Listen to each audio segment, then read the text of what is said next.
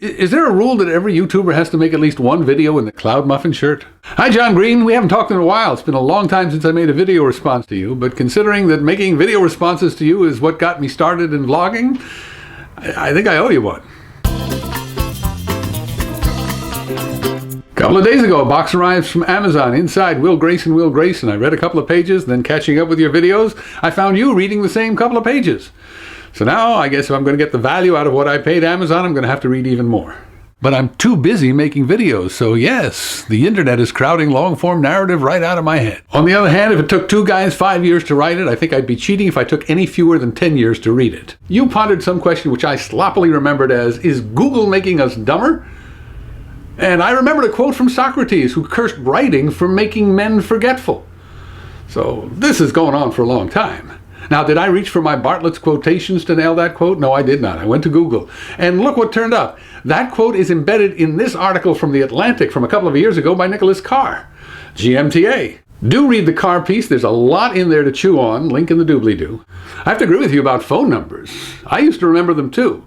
Now, I'm a little older than you, so my best friend's number was 3. You know a lot more about novels than I do. You've actually written some, and you've certainly read more than I have.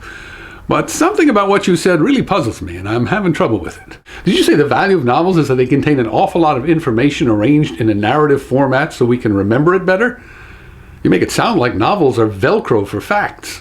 There's a whole lot of information about whaling packed into Moby Dick, and frankly, I don't remember any of it. Sure, there's lots of information in novels in the sense that information is anything that can take temporary lodging in our brains, but you make it sound like novels are some kind of Harry Lorraine course in how to remember random facts. And I'm sure that's not what you think about novels. Maybe it's the road talking.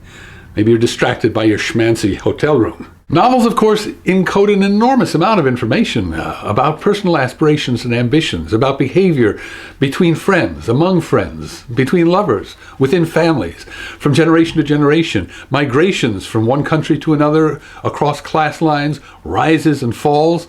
There's a tremendous amount of information. It's not at all the same order of information I would get from Google.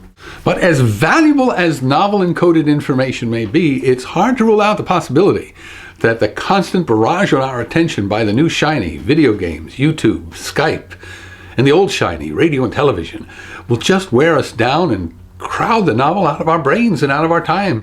I have no doubt that the rise of the internet will foster as big a change in the way humans think and learn as did the invention of writing and the invention of movable type. The novel won't be center stage, but it won't be gone. And something new, and maybe even more wonderful, is waiting in the wings. John Green, I don't have good statistical information on this, but I suspect in all of YouTube, you are the one individual who makes most frequent reference to his own pants, which, though you rarely show them on screen, I believe have 2 legs, which will allow you to keep one foot in the dying world of print and another in this new thing that's coming up. So even in a world where Google is dedicated to organizing all the world's information, I think there's going to be more to life than factoids and the void. Until next time, I'm Mikola.